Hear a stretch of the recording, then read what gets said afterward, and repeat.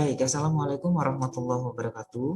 Jadi pada kesempatan hari ini kita akan melanjutkan lagi materi pembelajarannya, yaitu adalah TPS. Dan pada kesempatan hari ini kita akan mencoba untuk menjawab soal-soal TPS tersebut. Adapun tujuan pembelajaran hari ini adalah kalian diharapkan untuk mampu menyelesaikan soal-soal tes potensi skolastik bagian kuantitatif. Oke, baik, kita mulai dari soal yang pertama ya.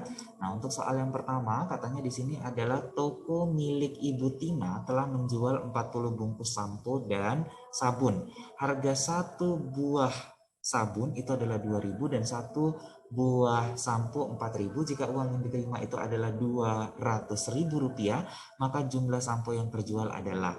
Nah, kita misalkan nih, misalkan adalah sabunnya itu saya buat adalah A misalnya, lalu kemudian samponya adalah B gitu ya.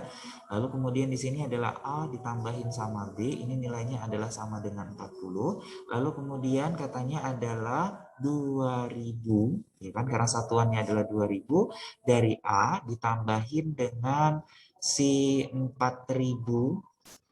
4000 siapa? 4000 B. Nah, itu nilainya adalah sama dengan 200.000 rupiah.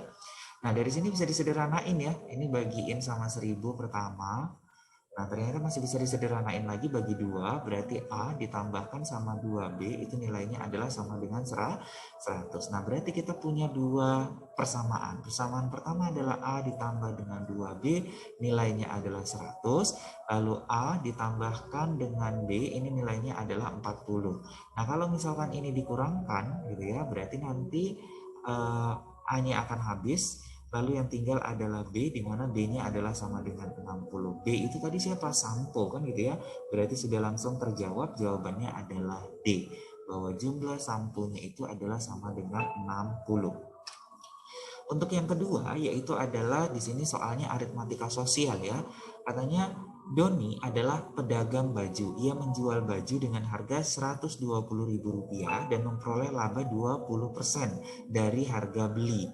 Berapakah modal awal dari barang tersebut? Maka gampangnya adalah kita buat dulu perbandingannya. Jadi misalnya di sini adalah beli, kemudian di sini adalah untung, lalu kemudian yang di sini adalah jual gitu.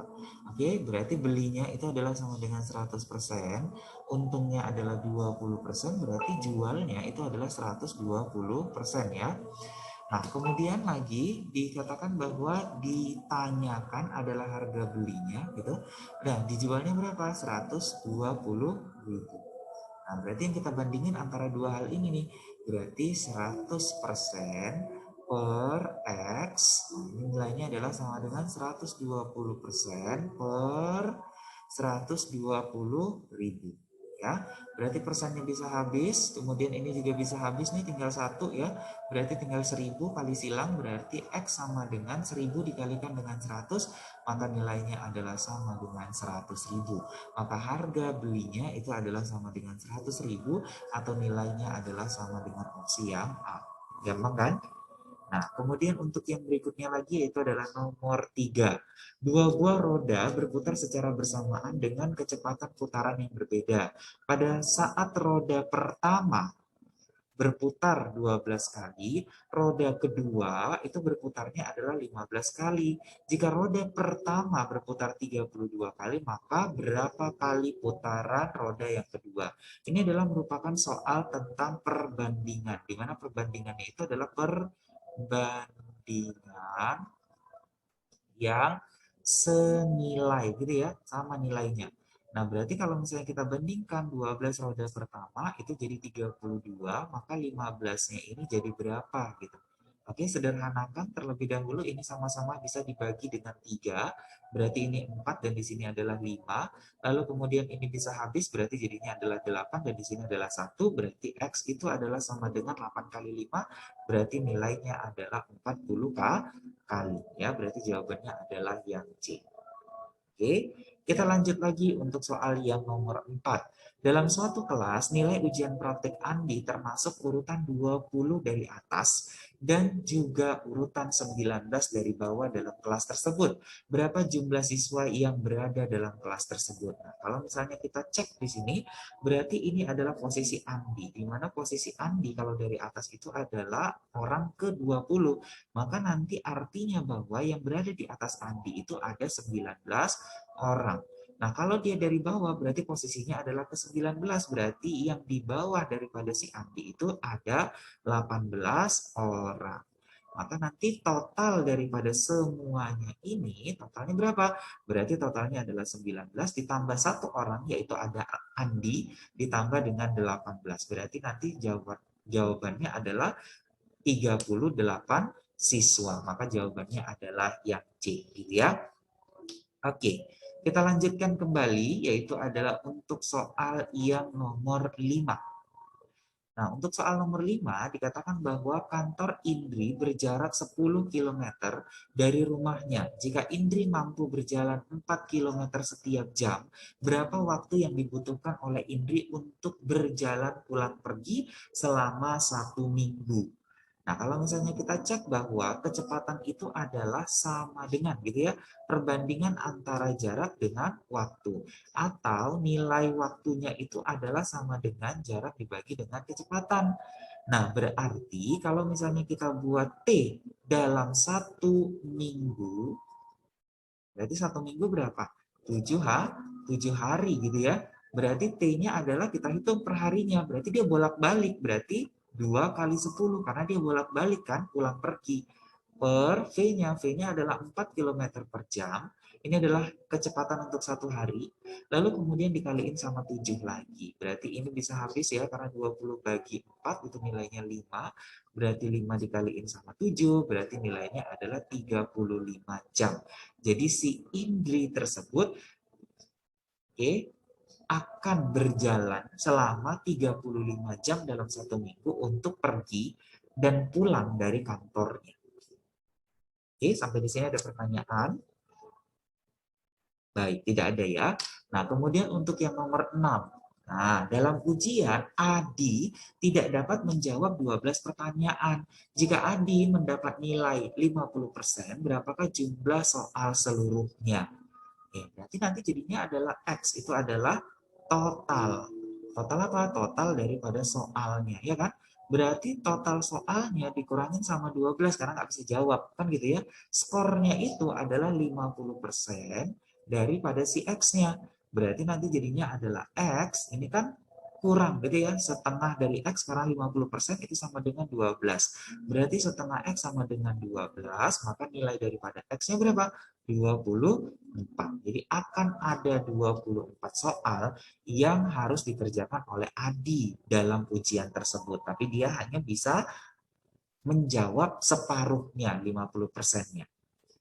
Oke, lanjut lagi kita buat untuk yang nomor 7. Perbandingan nilai ujian Rama dan Sinta. Jadi Rama dibandingin sama Sinta, itu nilainya adalah 1 dibandingkan sama 3, gitu ya. Lalu nilainya kalau dijumlahkan antara si Rama dengan Sinta itu jumlahnya adalah 20. Maka nanti jadinya adalah R ditambahin sama S, itu nilainya adalah 20. Berapakah masing-masing nilai Rama dan Sinta? Berarti ini misalnya A, ini misalnya A gitu. Berarti A ditambahin sama 3A, itu nilainya 20, berarti nanti jadinya adalah 4A, nilainya 20, maka A-nya itu nilainya adalah 5. Berarti si Ramanya itu adalah A, di mana A-nya adalah 5, dan si Sinta itu adalah 3A, di mana 3A-nya 3 kali 5 berarti 15, gitu ya. Berarti jawabannya adalah yang A, yang. Oke, jadi terserah penambahan variabelnya tersebut. Bisa ditambah A, bisa ditambah B, C, terserah kalian. Yang penting dia variabelnya harus sama ya. Bahasa saya adalah tambahkan ekornya gitu. Jadi ditambahin ekornya supaya lebih gampang. Nah, kemudian untuk nomor 8 katanya adalah toko Akbar mampu membuat sepatu sebanyak 112 pasang dalam waktu 16 hari. Sedangkan toko Sakti mampu membuat sebanyak 99 pasang dalam waktu 9 hari.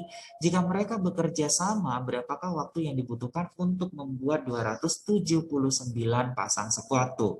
Maka secara analisis kita harus tahu dulu untuk satu hari itu berapa yang bisa dihasilkan oleh si toko Akbar dan nantinya si toko Sakti gitu ya.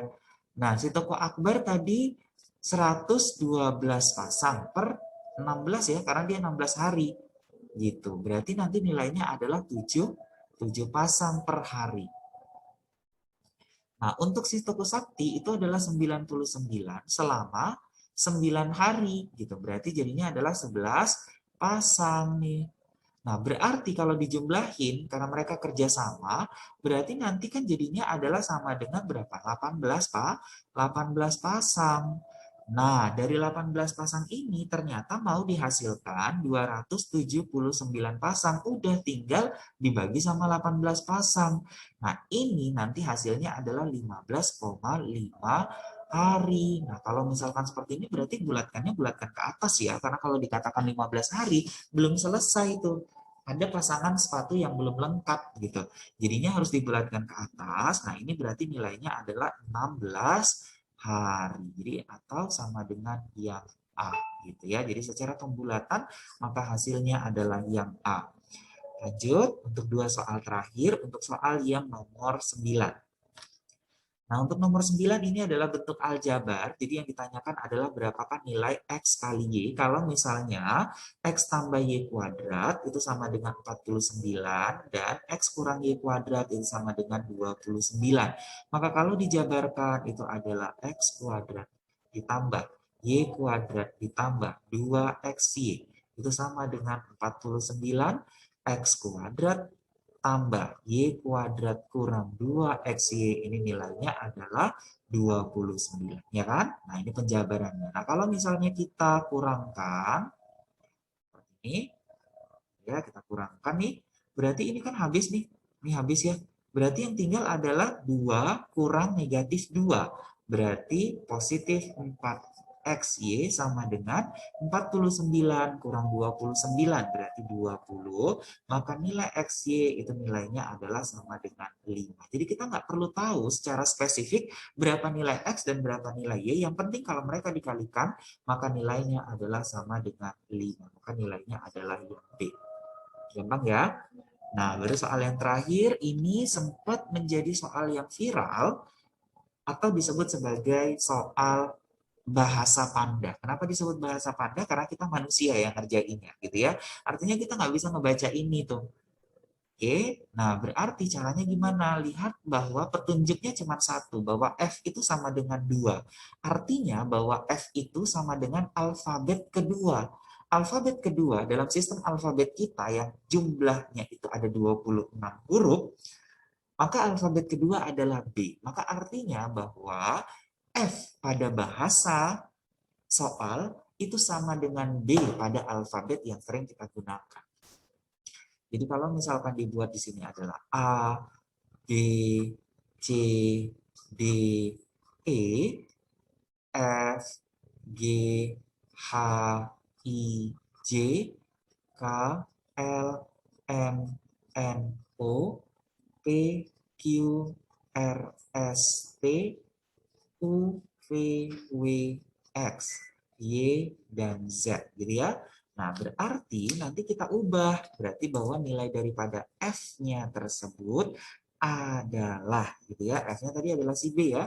Berarti nanti di sini B, gitu ya. Berarti A-nya yang ini ya sebelumnya. A, B, C, D, E, F, G, H, I, J, K, L, M, N, O, P, Q, R, S, T, U, V, W, X, Y, dan Z. Gitu. Oke, jadi kita perhatiin nih. Berarti kalau ini F, I, V, E, T, O, L gitu ya. Berarti nanti jadinya adalah F. F tadi apa tuh? Berarti B ya. B. I, E ya kan? V, V ini ya. R,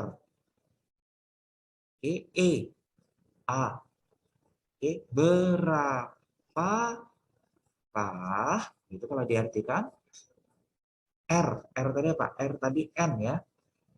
N. M. Itu berarti I. Nilai H. Hanya adalah D. Berarti dari, berapakah nilai dari E? A. Kemudian O. K. Akar. Nah, W. W-nya adalah S ya. S. E. M. Ya kan? 9. Jadi berapakah nilai dari akar 9 gitu sebenarnya. Berarti kan ini hasilnya adalah 3. Nah, 3 itu diubah lagi ke dalam bentuk bahasa Panda ini tadi. Nah, berarti nanti nilainya adalah ya T. T berarti yang mana? T X ya kan? Kemudian I itu adalah M. Kemudian G, G itu adalah K, kemudian A itu adalah E. Maka jadinya adalah XMKE, XMKE, maka jawabannya adalah yang C. Baik, itu dia. Ya, jadi pelajari lagi, ini adalah salah satu jenis daripada soal yang berkaitan dengan bahasa Panda. Ada lagi nggak soal yang lain yang bentuknya berbeda ya? Pasti ada ya, nanti kita akan membahas pada pertemuan yang berikutnya. Oke, kalau begitu saya ucapkan terima kasih, tetap jaga kesehatan. Wabillahi taufiq wal hidayah. Assalamualaikum warahmatullahi wabarakatuh.